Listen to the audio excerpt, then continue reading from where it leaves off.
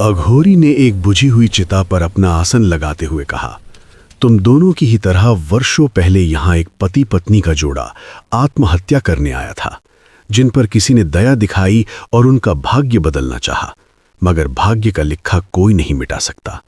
उनके भाग्य में ही स्वर्णनाश लिखा था। ये स्वर्णनाश क्या है बाबा? वर्षों पहले वीरनौर नदी के किनारे का ये शमशान घाट सुनसान और डरावना नजर आ रहा था, जहां नदी के दूसरी तरफ कुछ मुर्दे जल रहे थे और कुछ चल चुके थे। वहीं नदी के पक्के घाट पर आधी रात के वक्त जय और रेनू उदास बैठे हुए बहती हुई नदी को घूर रहे थे। फिर जय ने अपनी चुप्पी तोड़ते हुए कहा, ऐसी जिंदगी से तो मौत अच्छी, जी करता ऐसी नदी में डूबकर अपनी जान दे दूं। ऐसा मत कहो जय, आज नहीं तो कल हमारा भी भाग्य बदलेगा। मुझे तुम पर पूरा भरोसा है। नहीं रेनू, हमें अपनी जिंदगी यहीं खत्म कर लेनी चाहिए।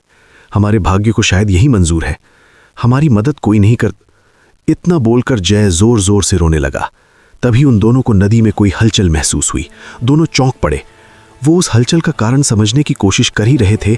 नदी के पानी में जो कोई भी था वो धीरे धीरे पानी से निकलकर इन दोनों के सामने आकर खड़ा हो गया। काला शरीर, बड़ी बड़ी दाढ़ी और मूछें और लाल चमकती आंखें। उसे देखकर दोनों डर के मारे जम चुके थे।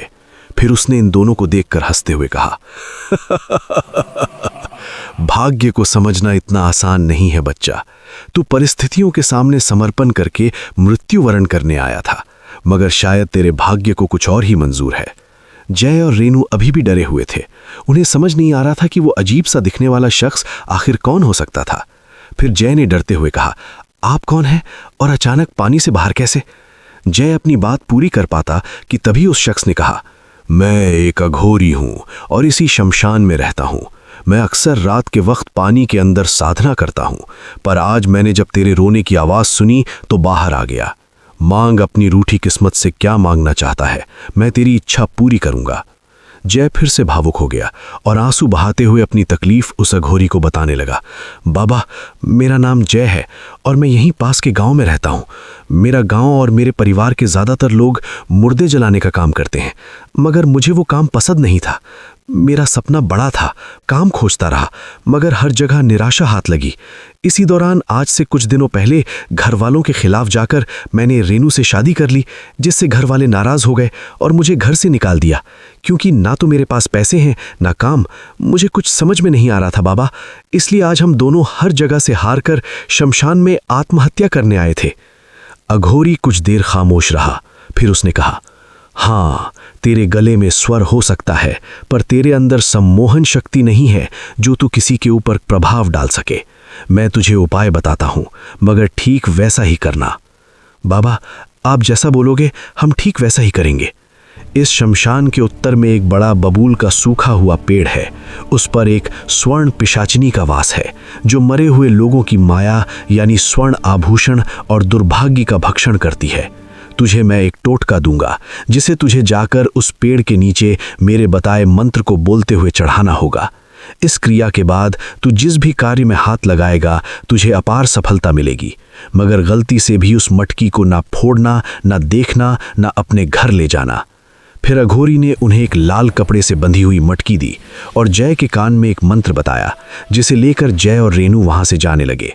तभी अघोरी ने कहा, मगर ये बात अच्छे से याद रखना, ना ही इस मटके को खोल कर देखना, ना ही मंत्र जाप करते हुए उस बबूल के पेड़ के ऊपर देखना, वरना तुम दोनों ऐसे अछूत श्राप के शिकार बनोगे जिससे मुक्त होना नामुमकिन हो जाएगा।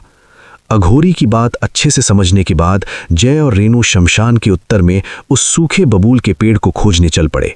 दोनों शमशान के उत्तर में जलते जा रहे थे कि तभी रेनू ने हाथ में पकड़ी मटकी को हिलाकर अंदाजा लगाते हुए जैसे कहा, ऐसा क्या हो सकता है इस मटकी में जो देखने की मनाही है? ऐसा लगता है जैसे इसमें किसी तरह की जंजीर वगैरह है। उसे खोलकर देखने की गलती मत करना रेनू, बाबा ने एक सख्त चेतावनी दी है। रेनू जय की बात पर खामोश हो गई, मगर उसके दिमाग में अभी भी उथल पुथल हो रही थी। उसे उस समय अघोरी पर उतना यकीन नहीं हुआ था, मगर जय की वजह से वो खामोश थी। दोनों चलते हुए आधे से ज्यादा रास्ता पार कर चुके थे।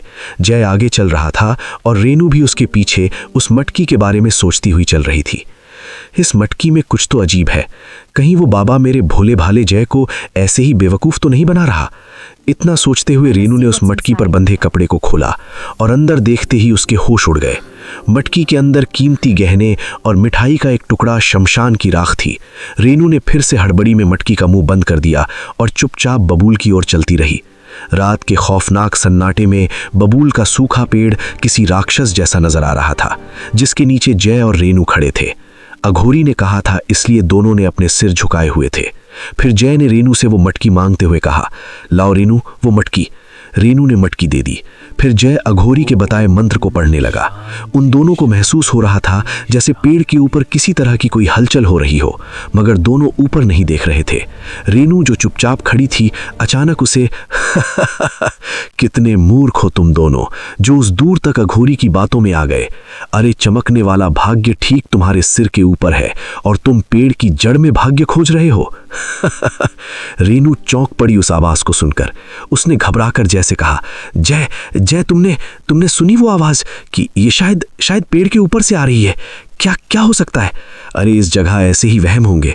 जैसा बाबा ने कहा था हम वैसा ही करेंगे। बस शांति से खड़ी रहो और भूल कर भी ऊपर मत देखना। जय चुपचाप मंत्र पढ़ रहा था और वो आवाज बार बार सिर्फ रेनू को ही सुनाई दे रही थी, जिसका कारण ये था कि सिर्फ उसने ही वो मटकी खोल कर देखी थी। देख, ऊपर देख, तेरे और तेरे पति का भाग्य यहाँ ऊपर इंतजार कर रहा है। मत पड़ उस दूर तक अघोरी की बातों में। ऊपर देख। उस आवाज और पेड़ पर होने वाली हलचल की वजह से रेनू का वहां खड़ा रहना मुश्किल हो रहा था। आखिरकार रेनू ने ऊपर देख ही लिया। उनका नजारा देखते ही वो बस एक तीखी आवाज में ची, जिससे कुछ तो था उस पेड़ पर जो शायद रेनू को नहीं देखना चाहिए था। दोस्तों, हम हर हफ्ते पूरी मेहनत के साथ आपके लिए दिल दहला देने वाली एनिमेटेड हॉरर स्टोरीज लेकर आते हैं। अगर आपको हमारी हॉरर वर्ल्ड चैनल की कहानियां पसंद आ रही हैं, तो अभी चैनल को सब्सक्राइब करें और हर नई डरावनी कहानी की अपडेट पाने के लिए बेल आइकन दबाना बिल्कुल न भूलें।